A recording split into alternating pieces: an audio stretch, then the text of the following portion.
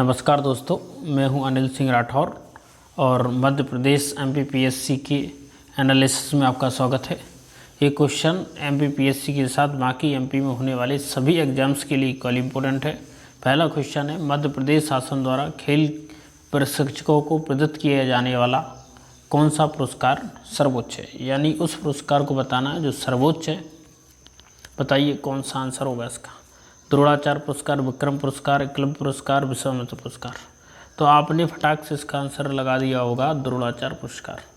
लेकिन रुको, ये आपका क्वेश्चन माफ़ कीजिएगा कि रॉन्ग है। कारण ये है कि आपने क्वेश्चन को ध्यान से नहीं पढ़ा। अगर क्वेश्चन को ध्यान से रीड किया होता तो ये देखो, मध्य प्रदेश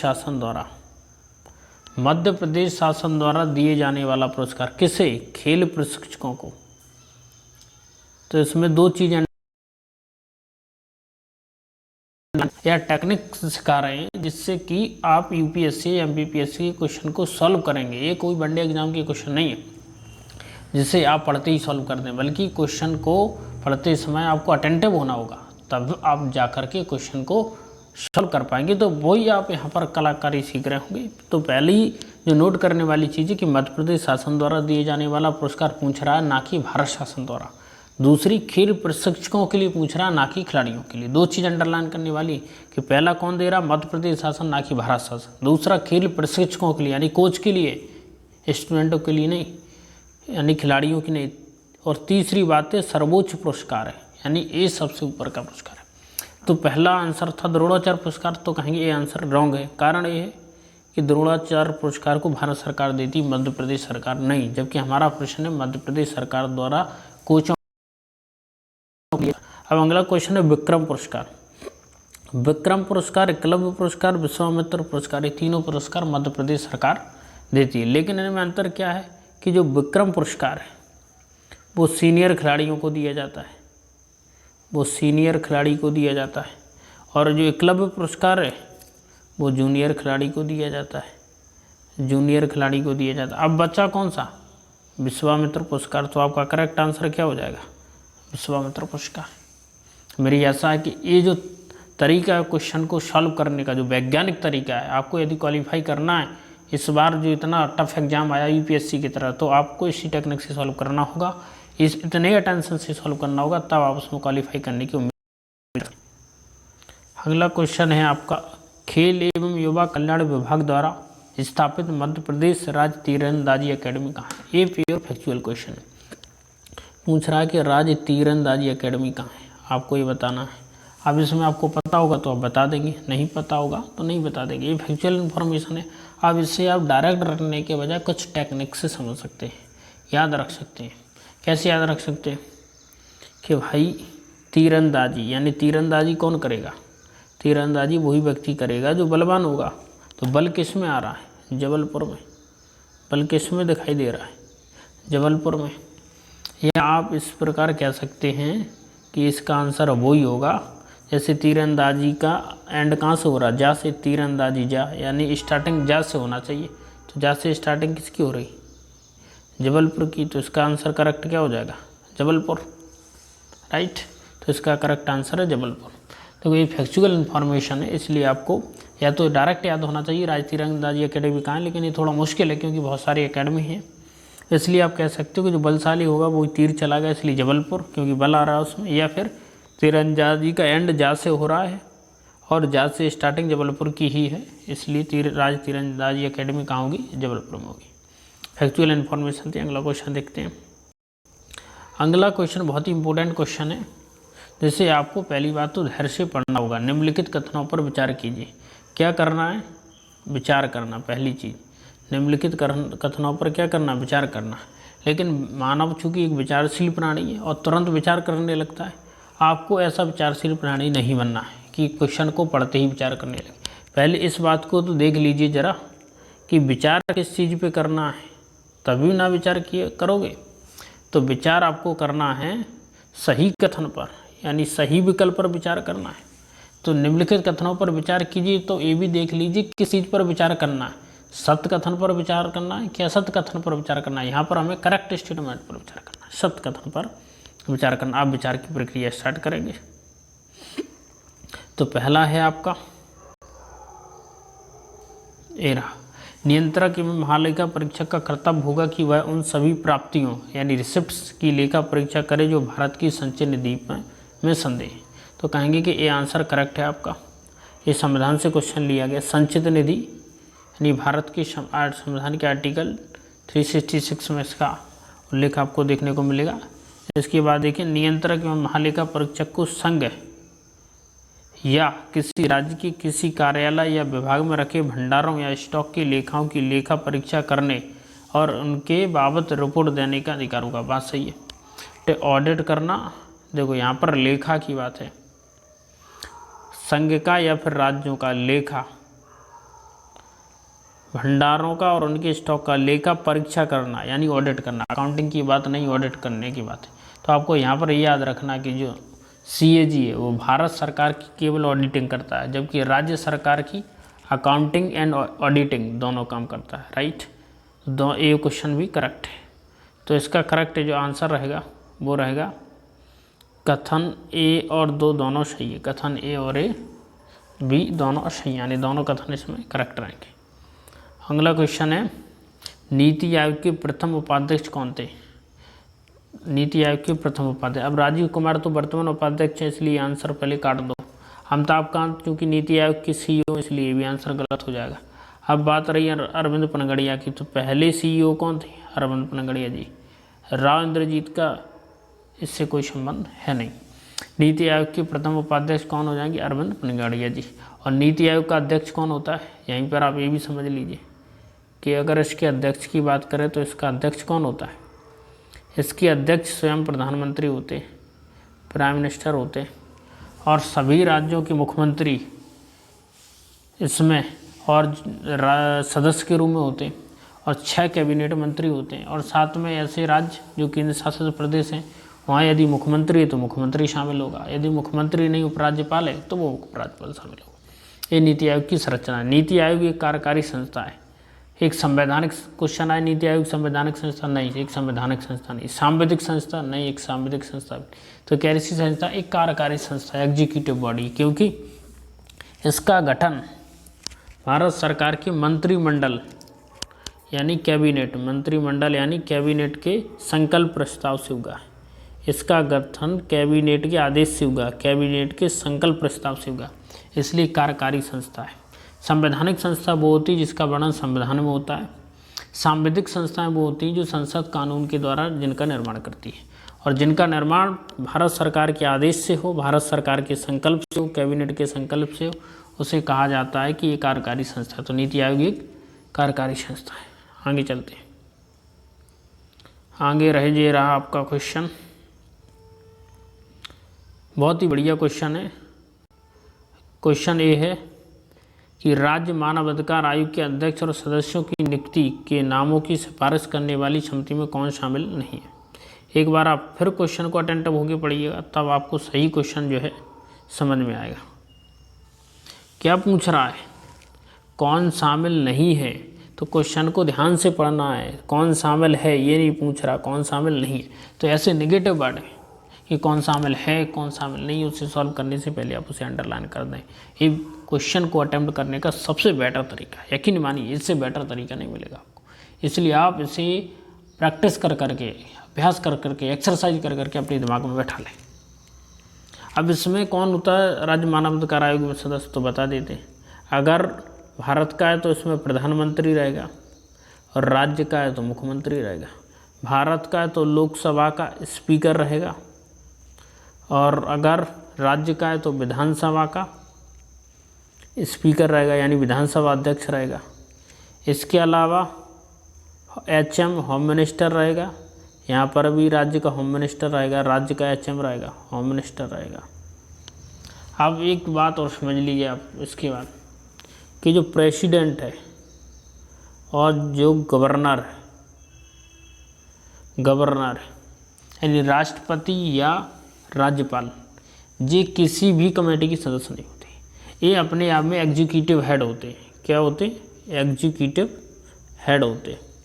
एग्जीक्यूटिव हेड होने के नाते इनका काम नाम मात्र का होता है, पूरा काम सरकार करती है। ये केवल सरकार की मुखिया के रूप में भारत देश के मुखिया के रूप में या राज्य के मुखिया के रूप में, है ना, स्टेट हेड के रूप में वहाँ पर मौजूद रहते हैं।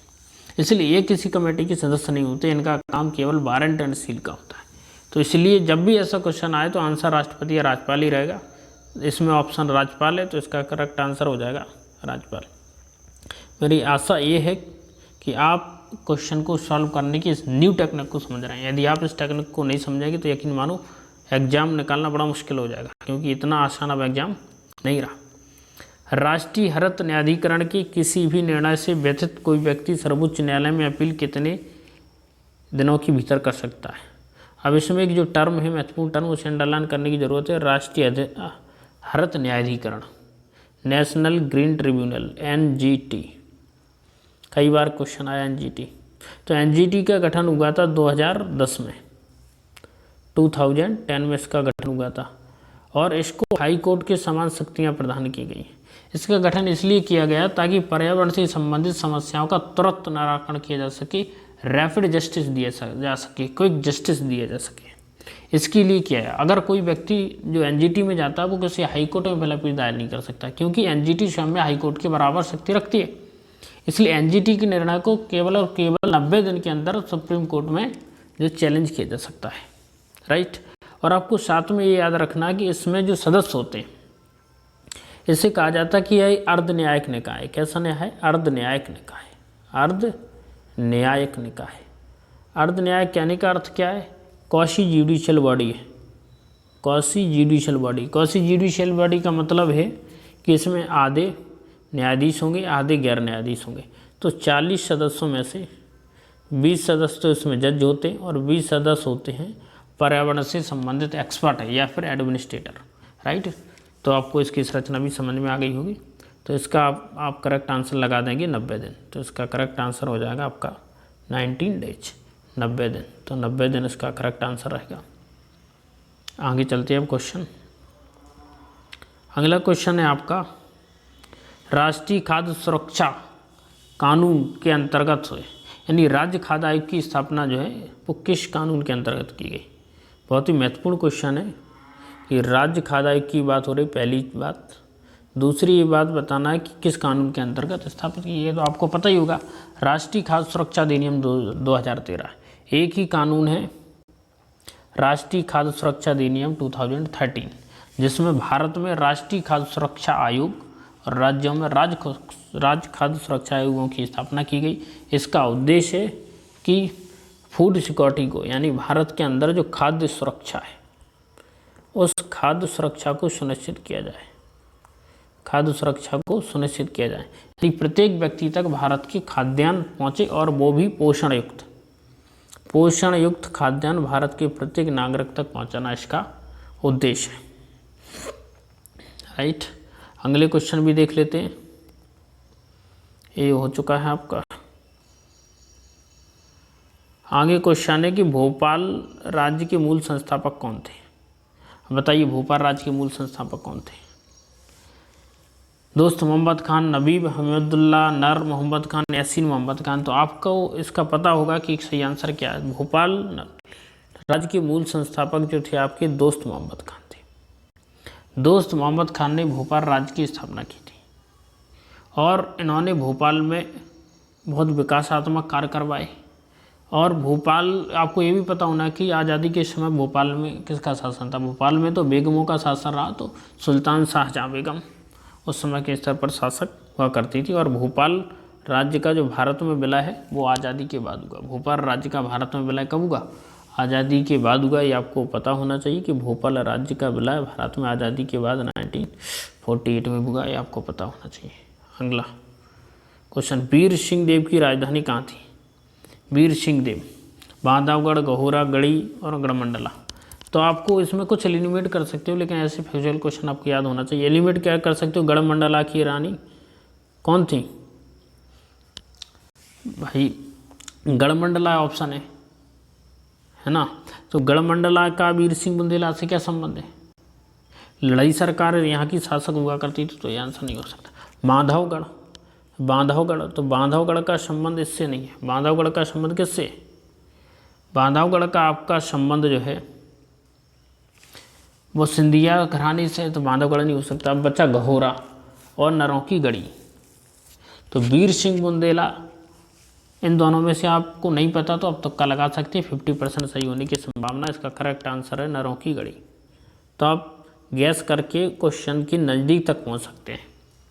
गलत क्वेश्चन आने से अच्छा है कि गैस करके उसे लगाने का प्रयास किया जाए। अगला, मांडू विजय दक्षिण की विजय था, यह कथन किसने कहा था? मांडू विजय दक्षिण की कुंजी था, यह कथन किसने कहा था?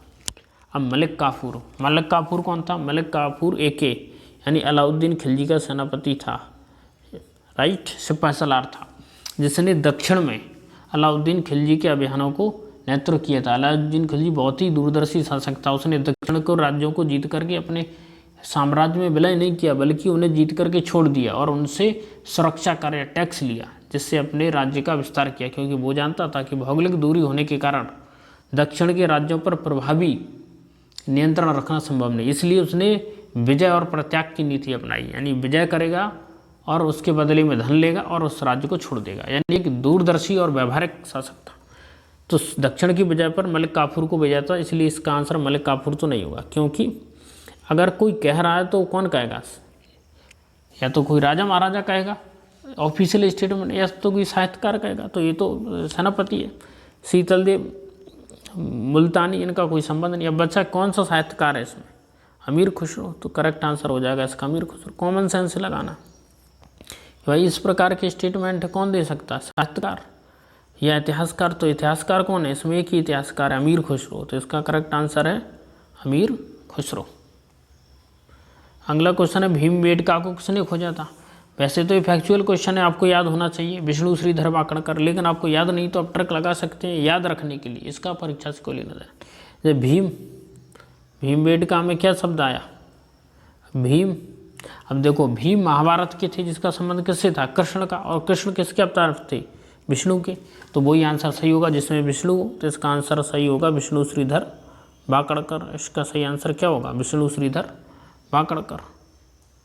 अगला क्वेश्चन है, मध्य प्रदेश में सर्वाधिक पाई जाने वाली जनजाति कौन सी है? बताइए। तो क्या गोंड जनजाति आपने आंसर लगाया? नहीं, गलत है। गोंड भारत की सर्वाधिक बड़ी जनजाति है, भारत की सर्वाधिक बड़ी जनजाति, मध्य प्रदेश की नहीं। कोरकू इस क्षेत्र की नहीं है, ये तो बघेलखंड बुंदेल, ये तो